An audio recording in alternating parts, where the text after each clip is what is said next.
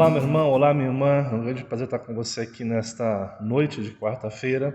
Como nós falamos na igreja, no último domingo nós tivemos um culto especial e falamos que nas próximas terças e quarta-feiras não teremos o grupo familiar em casa, mas teremos um estudo colocado, uma devocional, para que você possa refletir um pouquinho mais sobre a palavra de Deus, sobre o que isso significa para você de uma forma muito prática. Então, hoje nós temos esse tempo aqui especial. Eu quero convidar você que está nos assistindo a comentar o que você entende, o que foi importante para você, a também se inscrever no nosso canal, se você não é inscrito. Convide seus amigos a se inscreverem no nosso canal, para que nós possamos aumentar a nossa rede de relacionamentos, de pessoas que vão estar ouvindo a mensagem do Evangelho do nosso Senhor Jesus Cristo. No último domingo, dia 19 de dezembro, nós conversamos na nossa igreja sobre um presente. Foi o encerramento de uma série de Natal em que nós tínhamos como objetivo apresentar o verdadeiro significado do Natal.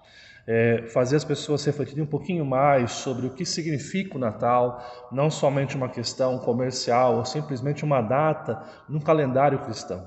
Mas a gente conversamos para representar quão importante o Natal na vida dos cristãos. Nós bem sabemos que não é certo e nem reconhecemos que dia 25 de dezembro foi o dia que Jesus nasceu, uma data simbólica que representa muito na vida do cristão. E domingo nós falamos um pouquinho sobre isso. Por que Jesus é um presente? Porque nós entendemos que Jesus veio dar conta daquilo que nós não poderíamos dar conta. E hoje, nessa pastoral, nessa reflexão, você está nos assistindo, nós estamos há alguns dias de passar por essa data tão especial no nosso calendário. Então eu queria mais uma vez conversar com você a respeito do Natal, um pouquinho mais sobre esse melhor presente que nós recebemos. Eu quero convidar você a voltar para um dos textos que nós trabalhamos no domingo. Eu quero convidar você a abrir sua Bíblia em Lucas capítulo 2, dos versos 8 até o verso 14. Nós vamos estar voltando para esse texto, nós trabalhamos uma parte dele no domingo, mas hoje eu quero conversar um pouquinho mais sobre ele, principalmente da parte dos anjos e pastores, conversando para que nós possamos aprender um pouquinho mais da palavra do nosso Deus nesse momento. O texto diz o seguinte, amados irmãos: havia pastores que estavam nos campos próximos e durante a noite tomavam conta dos seus rebanhos. E aconteceu que um anjo do Senhor apareceu-lhes, e a glória do Senhor resplandeceu ao redor deles, e ficaram aterrorizados. Verso 10. Mas o anjo lhes disse: não tenham medo. Estou lhes trazendo boas novas de grande alegria, que são para todo o povo. Hoje, na cidade de Davi, lhes nasceu o Salvador, que é Cristo, o Senhor. Isto lhes será de sinal: encontrarão um bebê envolto em panos e deitado numa manjedoura. De repente, uma grande multidão do exército celestial apareceu com um anjo, louvando a Deus e dizendo: glória a Deus nas alturas e paz na terra aos homens a quais eles quer bem. Este foi um dos textos que nós conversamos domingo. Nós falamos dos pastores a respeito de que eles eram assim a representação daqueles que buscavam reconhecimento na sociedade, tendo em vista que a profissão, sendo uma profissão difícil, muito importante para o sistema econômico, era uma profissão muito rejeitada. Os pais judeus não gostariam que os seus filhos se tornassem pastores de ovelhas. Interessante que é esses pastores que são rejeitados na sociedade que Deus se apresenta, que Deus se manifesta. É esses que são esquecidos na terra, que são lembrados no céu. É claro que eu não quero fazer aqui, amados irmãos, nenhuma apologia ou alguma referência a entender que Deus só se manifesta àquele que tem pouca condição. Não, nós entendemos biblicamente que todos nós somos carentes do amor de Deus. Nós entendemos que todos nós carecemos da graça de Deus na nossa vida, independente do nosso estilo de vida, nossa classe social, de quanto nós temos no banco, nós precisamos de um Redentor. É isso que nós vimos há 2 semanas atrás, quando falamos da genealogia de Jesus. Nós precisamos de um Salvador, porque todos nós sofremos a corrupção do pecado que há na nossa vida. Nós precisamos de um Salvador que corrija aquilo que nós não podemos corrigir. Mas é interessante como Deus se manifesta, e talvez os pastores se representem todos nós, a nossa indignidade, nossa pequenez e incapacidade de alcançar alguma coisa. E como Deus se manifesta com ele. Eu queria apontar 3 coisas importantes nesse texto. Em primeiro lugar, eu queria falar a respeito de um presente especial que acontece. O verso 10 começa da seguinte maneira: O verso 10 diz que o anjo lhes disse: não tenham medo. E quão importante é, amados irmãos, essa expressão. Essa expressão não tenham medo fiquem seguros. Não se desesperem diante do que nós estamos vendo. Não se desesperem diante do que está acontecendo na sociedade, na economia, o que está acontecendo na sua vida. Porque ele diz: não tenham medo, porque eles estavam trazendo boas novas de alegria. E o que são essas boas novas? Como nós falamos no domingo, as boas novas são o Evangelho. O Evangelho que nos lembra que o problema de Gênesis capítulo 3 do pecado, que nos condenaria ao inferno, foi resolvido em Cristo Jesus. Como nós conversamos domingo, nenhum de nós, amados, nenhum de nós consegue viver uma vida reta e santa. Nós somos corrompidos pelo pecado. E Deus, na sua justiça e poder, deve corrigir o pecado. E Deus deveria cobrar isso de nós. Mesmo que a gente tente ir à igreja, fazer boas obras, nós não podemos ser perfeitos o tempo todo. Então Deus, no seu grande amor e misericórdia, decide nos perdoar e nos escolher. Mas o fato de Cristo ter nos escolhido, amados irmãos, não muda a verdade que alguém precisa ser castigado pelo pecado. Então Deus coloca o seu próprio Filho para receber o castigo que era nosso, para levar sobre si os nossos pecados. E Jesus então nasce de uma forma maravilhosa, de um processo, de uma concepção virginal, de uma virgem, para que ele não fosse corrompido com o pecado. Ele nasce em nosso mundo, ele faz o processo da encarnação, ele vive uma vida reta e ele voluntariamente se entrega naquela cruz. E naquela cruz o Pai coloca sobre ele todos os nossos pecados, derrama sobre ele a ira por conta do pecado, porque aonde há um dano, alguém tem que pagar o preço. E Jesus paga o preço, ele morre na cruz e as suas últimas palavras são: está consumado, a ti, Pai, entrego o meu espírito. Ele paga a dívida que é nossa, ele assume os pecados nossos do passado, do presente e do futuro. E ao assumir os nossos pecados, Jesus, ao ressuscitar, nos dá a vida. E todo aquele que nele crê, confia na sua obra, esse tem a vida eterna. Essa é a mensagem do Evangelho. São as boas novas que Jesus veio consertar aquilo que nós não poderíamos consertar. E o profeta Isaías, lá em Isaías capítulo 7, verso 14, quando o povo estava numa situação complicada, ele traz a mesma ideia ao povo. Ele vai dizer: portanto, o Senhor mesmo vos dará um sinal. Eis que a Virgem vos dará à luz um filho. Ele chamará Emanuel. Emanuel quer dizer Deus conosco. O que esse texto nos traz, amados irmãos, e nos faz refletir profundamente. Ao longo das páginas da Bíblia, nós vemos um Deus que está trabalhando para resgatar aquele que estava perdido. Nós vemos a revelação de Jesus Cristo que assume o meu pecado, o seu pecado. E nós somos convidados hoje a descansar. É por isso que nós dizemos que esse é um presente especial. Jesus morre. E por que ele morre, amados irmãos? Ele morre porque nós devemos ser resgatados pelo seu amor. E por isso ele morre. Esses pastores só recebem a notícia do anjo.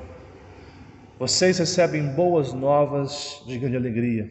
E a alegria deve surgir porque o verso 11 diz que na cidade de Davi lhes nasceu o Salvador, que é Cristo, o Senhor. Ou seja, o Deus encarnado entrou na história para nos resgatar. O Deus encarnado, ele entra na história para mudar a nossa história, para mudar a sua história. Interessante que um pouco mais adiante, enquanto ele conversava, Jesus é consagrado ali. Ele tem aquele momento em que Simeão pega pelos braços, louva a Deus, mas um pouco mais adiante nós encontramos Ana, aquela profetisa, aquela viúva, que ao ver Jesus e o que está acontecendo, ela vai dizer o seguinte no verso 38, tendo chegado ali naquele exato momento, deu graças a Deus e falava a respeito do menino a todos os que esperavam a redenção de Jerusalém. Interessante é que a notícia naquele momento de que nasceu o Salvador tem um significado extraordinário. O nascimento de Jesus é maravilhoso nesse sentido. Ele vem consertar, amados irmãos, o que nós não podemos consertar. Ele vem mudar aquilo que nós não podemos mudar, e por isso que ele é um presente especial da parte do nosso Deus. E melhor, o texto fala no verso 10 que são para todo o povo. O nascimento de Jesus não significou salvação apenas para aqueles daquele momento, há 2000 anos atrás, não. O nascimento de Jesus até hoje significa redenção, salvação. Nós precisamos do Salvador e Cristo é o Salvador para todo aquele que necessita e reconhece que não dá conta de salvar a sua vida, que não dá conta de cuidar da sua história sozinho e se rende a esse amor. Esse é um presente especial que Deus nos dá, é a reconexão com o Deus Criador. Agora um detalhe. Numa sociedade profundamente consumista, uma sociedade profundamente de meritocracia, em que as pessoas entendem, faça por merecer, dê o seu melhor, se esforce, você vai alcançar os seus resultados. Esse presente especial que nós recebemos é, em segundo lugar, um presente incondicional. Incondicional.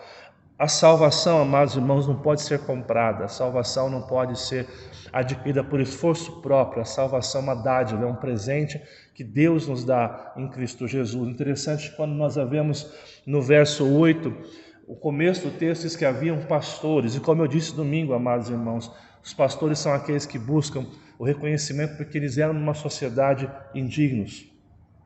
É interessante que essa expressão dos pastores simboliza para mim e para você o reconhecimento daqueles que declaram a necessidade pessoal.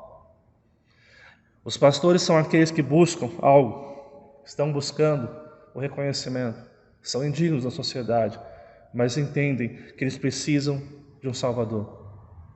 Interessante quando você vê a revelação de Jesus, eu cito alguns exemplos de como nessa história do nascimento de Jesus, descrito por Lucas, nós encontramos quem são os alvos do amor divino desse presente. Em primeiro lugar, um casal de uma vila de Judá. José é um carpinteiro, Maria uma jovem, eles não têm nada de especial. José é da linhagem do rei Davi, mas naquele momento eram pessoas simples, de um lugar simples, mas Deus mostra que independente de quem nós somos, Deus se manifesta. Talvez a salvação fosse comprada, ou se fosse por mérito do homem, talvez José e Maria não poderiam usufruir disso, porque eles não teriam condição disso. Olha, a salvação se manifesta para aquele que é pequeno, não no sentido de quanto ele tem numa conta bancária, ou dos seus títulos acadêmicos, ou de quão dificultoso seja a sua vida, no sentido daquele que entende que não tem nada a oferecer para o Senhor. Você vê Deus se manifestando na vida dos magos em busca de paz, como eu falei domingo, aqueles magos que estavam buscando conhecimento, porque acreditavam que através do conhecimento poderiam ser libertos. Eles sim, são libertos pelo conhecimento da verdade que é Jesus Cristo. Nós encontramos também sobre os pastores, como já citamos aqui, que eram discriminados nas sociedades, sobre a vida de Simeão, o justo e piedoso, aquele homem que ao ver Jesus disse: Deus pode me levar em paz, porque eu vi a tua salvação. E a viúva e profetisa Ana, todos eles eram que? Alvos do amor de Deus. E é por isso que no verso 14 do texto que nós lemos, o texto vai dizer: glória a Deus nas alturas, louvado seja Deus nos mais altos céus, porque os homens na terra terão paz, aos quais Ele quer bem. E a expressão Ele quer bem, como eu falei domingo, é a mesma expressão usada em Efésios capítulo 1 para beneplácito, a bondade de Deus. O que significa isso? Aos quais Ele trouxe a sua salvação. A descrição de Lucas capítulo 2 mostra como Deus se manifesta na história para salvar aqueles que não teriam condições de ser salvos. E talvez o que eu mais quero ressaltar nessa conversa que eu estou tendo com você aqui, é que você olhe para a sua história e perceba que esse Natal é a oportunidade que Deus te dá de reconhecer que você não dá conta da sua vida. E você tem um Salvador que graciosamente entrou na história para mudar a sua história, para mudar a sua vida e para transformar nova todas as coisas. Confie plenamente no amor de Jesus. Confie que Jesus pode cuidar da sua vida independente dos resultados. Confie que o Natal é o nascimento, é a boa notícia de que nossa vida foi salva porque Deus nos quer bem, porque Deus nos salvou na sua infinita graça e na sua infinita misericórdia. Amados irmãos, esse presente é um presente especial. É o próprio Jesus que entra na história, é o próprio Deus encarnado que vem nos reconectar com Deus Criador. Esse presente é um presente, em segundo lugar, incondicional. Você não tem que pagar para ter esse presente. Você não tem que sofrer para ter esse presente. Esse presente foi dado graciosamente. O que você tem que confiar. E por isso o terceiro ponto que eu quero trabalhar com você de forma muito breve aqui é a rendição a esse presente. Amados irmãos, olha só o que fala o verso 15 e o verso 16. Quando os anjos os deixaram e foram para os céus, depois daquela canção, os pastores disseram uns aos outros: vamos a Belém e vejamos isso que aconteceu e o que o Senhor nos deu a conhecer. Então correram para lá e encontraram Maria e José e o bebê deitado na manjedoura. Eu quero convidar você a perceber a dinâmica desse texto. O texto vai dizer: vamos, quando eles recebem aquela notícia, as expressões é: vamos, tome uma iniciativa e vejamos o que o Senhor nos deu a conhecer. Ao ouvir a notícia de que nasceu o Salvador, de que a salvação estava prometida em Cristo, esses homens fazem o quê? Eles vão até Jesus. E o texto diz que então correram para lá. Eles correram. Amados irmãos, você pode ouvir essa notícia do nascimento de Jesus, da salvação, todos os anos. Mas se você não tomar uma iniciativa de buscar ao Senhor, de confiar em Deus, você vai ouvir a notícia, mas não vai usufruir da bênção que é essa notícia para a sua vida. Qual foi o resultado daqueles homens que, ao perceberem a notícia do Evangelho, o nascimento de Jesus, a salvação do homem, eles correm, eles vão até Jesus, eles vão ao encontro do Salvador. Qual é o resultado? O verso 20 diz o seguinte: os pastores voltaram, glorificando e louvando a Deus por tudo que tinham visto e ouvido, como lhes fora dito. O texto fala que os pastores voltaram glorificando e louvando a Deus. O que significa isso? Eles voltaram com alegria de saber que Deus nos ama e está conosco. Eles podem louvar e glorificar. Eles podem contar o que eles estão vendo, do que eles viram em Jesus. Por quê? Porque eles sabem que Jesus está com eles e Jesus os ama. Essa é a mensagem do Evangelho. Quando você vê Simeão no verso 28 a 30, você encontra o seguinte: Simeão tomou nos braços e louvou a Deus, dizendo: ó soberano, como prometeste, agora após despedir em paz teu servo, pois os meus olhos já viram no presente a tua salvação. O que Simeão está orando aqui é a alegria de saber que Deus os receberá na vida eterna. A mensagem de Jesus àqueles que se rendem traz a alegria de saber que Deus nos ama, está conosco, mas também traz a alegria de saber que Ele nos receberá na glória. E essa mensagem é por demais poderosa e significativa. Talvez nessa vida nós estamos sofrendo, lutando, buscando, correndo atrás de ver situações da nossa história. Mas essa vida, amados irmãos, não é fácil. Mas quando nos rendemos ao amor de Deus e percebemos o quanto somos amados, não porque merecemos, mas pela graça de Deus na nossa vida, nós compreendemos que Deus está conosco. E nas dificuldades da vida, os desafios que a gente passa, nós sabemos que Deus está cuidando da nossa história, da nossa família e de tudo que somos. E é interessante você perceber que nós temos uma convicção de que esse Deus que nos ama e cuida de nós, nos receberá na sua glória, nos receberá no descanso eterno, naquele lugar que Apocalipse diz que não haverá mais choro, que não haverá mais dor, que não haverá mais sofrimento, e que Ele próprio, Jesus, enxugará dos nossos olhos toda a lágrima. Quão maravilhosa é a mensagem de Natal, quão maravilhoso é saber que nós somos salvos graciosamente. Quão maravilhoso é saber que Deus um dia se manifesta na história para salvar aquele que estava perdido. E todo aquele que nele crê, todo aquele que confia plenamente na obra da cruz, que crê que Jesus é o nosso Salvador, esse tem a vida eterna. Ele sabe que é amado, ele sabe que Deus está com ele, ele sabe que Deus nos receberá na sua glória.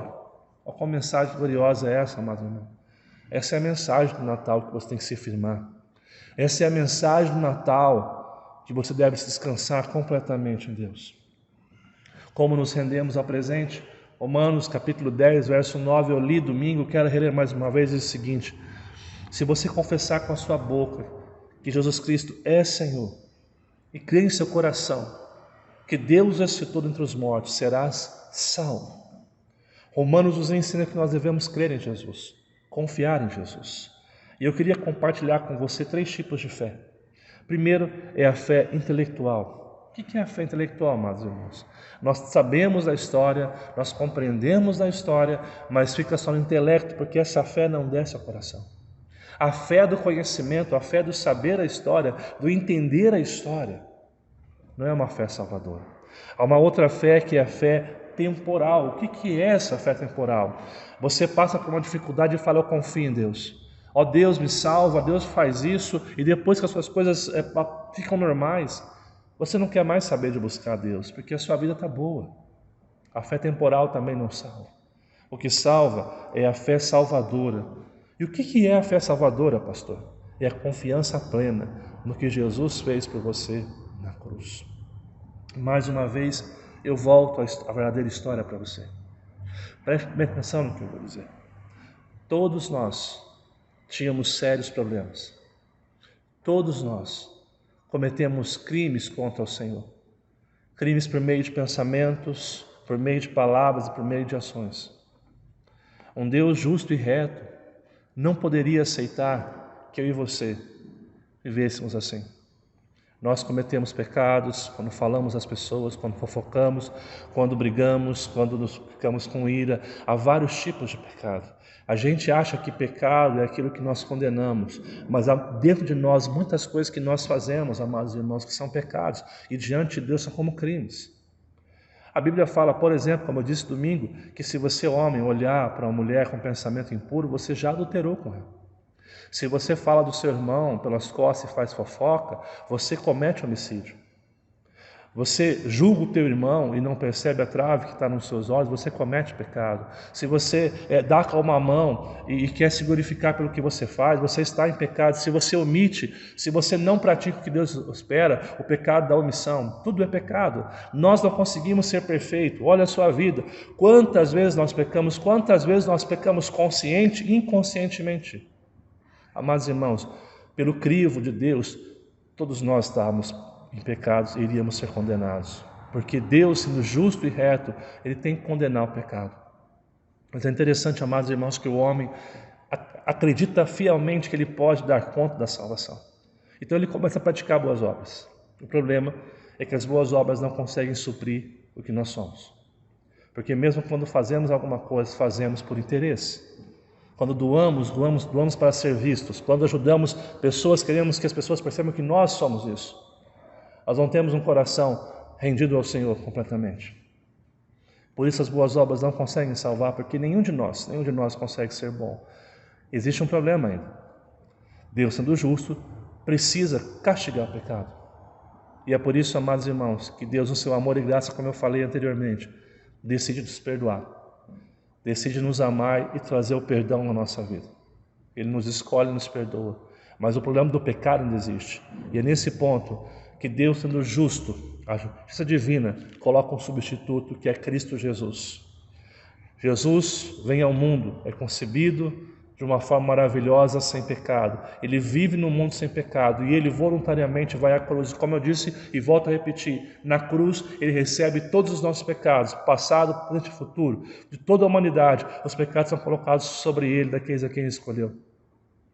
Ele morre por causa dos nossos pecados, ele é castigado, ele morre, abandonado pelo Pai na cruz, porque ele morreu levando sobre si todos os nossos pecados.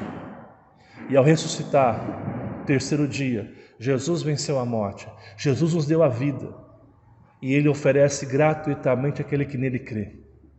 Pois todo que nele crê que confessa com a sua boca que ele é o Senhor, e reconhece o coração que ele ressuscitou dentre os mortos, ou seja, confia plenamente no que foi feito e sabe que é salvo, não pelos seus méritos, mas pelos méritos de Cristo, pela justiça de Cristo, nós somos reconectados com o Deus Criador. Essa é a mensagem que salva, essa é a mensagem que pode mudar a sua história, essa é a boa notícia daqueles que Deus quer bem, daqueles que Deus decidiu salvar. A boa notícia que Jesus tomou o seu lugar na cruz, morreu o seu pecado, para que você tivesse vida, e vida conforme Ele desejou para você.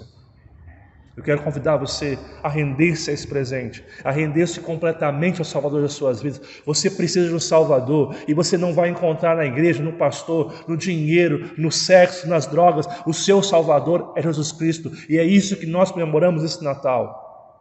E ele se manifesta a pastores, que é o símbolo de todos nós.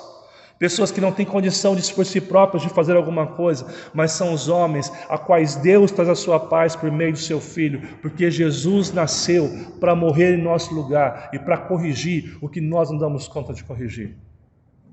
E eu quero encerrar essa pastoral, esse estudo, com algumas reflexões para você nessa noite de quarta-feira. Em primeiro lugar, você compreende que Deus, por sua soberana vontade, lhe apresentou o maior presente da história?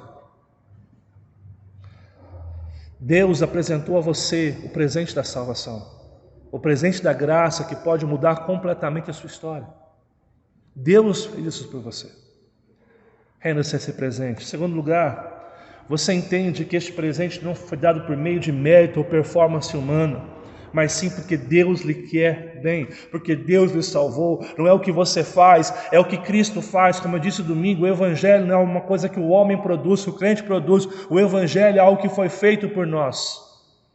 Foi feito em Cristo Jesus por mim e por você. E uma última reflexão. Você hoje confessa e crê em Jesus Cristo como Senhor ao ponto de render-se a Ele e viver uma novidade de vida e ter a certeza da vida eterna. Que você possa celebrar o Natal nesse próximo dia 25, compreendendo que você recebeu o maior presente, a salvação que está em Cristo Jesus. E eu não sei como você está agora que está vendo esse vídeo, que está participando desse estudo, mas eu quero dizer a você que essa é a boa notícia, esse é o Evangelho. Jesus morreu por você. E se você hoje quiser receber a vida eterna, confie plenamente em Jesus. Eu quero orar por você. E se você quer receber a Cristo como Senhor e Salvador de sua vida, ore comigo na sua casa, ore comigo com a sua família, para que esse Evangelho entre no seu coração. Vamos orar juntos? Pai, nós te louvamos pela tua mensagem. Nós te louvamos porque a tua palavra, Pai, é viva e eficaz. E nós te pedimos, ó Pai, que o Senhor possa entrar em cada coração nessa noite. Que nós possamos ouvir o Senhor nos chamar. E que o coração dos amigos e irmãos que estão vendo esse vídeo possa render completamente a Ti. Cuide da vida deles, abençoe a vida deles, Pai. Que eles possam se render a Ti. Orando, ó Pai, Deus, eu entrego a minha vida a Ti. Confiando plenamente em Ti. Que esse Natal seja o símbolo da transformação na vida dos meus irmãos. E que dia após dia a luz de Cristo possa habitar no coração deles. Nós pedimos isto em nome de Jesus, Pai. Amém. Que Deus abençoe sua vida. Que Deus alcance seu coração. Que Deus transforme ricamente a sua vida numa vida que recebe o Evangelho, que recebe essa boa notícia. Eu quero desejar a você um Feliz Natal. Mas não o Natal que nós celebramos como uma data ou como um comércio, mas um Natal que lembra-nos que Jesus entrou na história para mudar a nossa vida. Que Deus abençoe você, sua família. Compartilhe esse vídeo com seus amigos, curta, comente, se inscreva em nosso canal e nos ajude a espalhar a mensagem de Jesus Cristo. Que Deus abençoe você grandemente.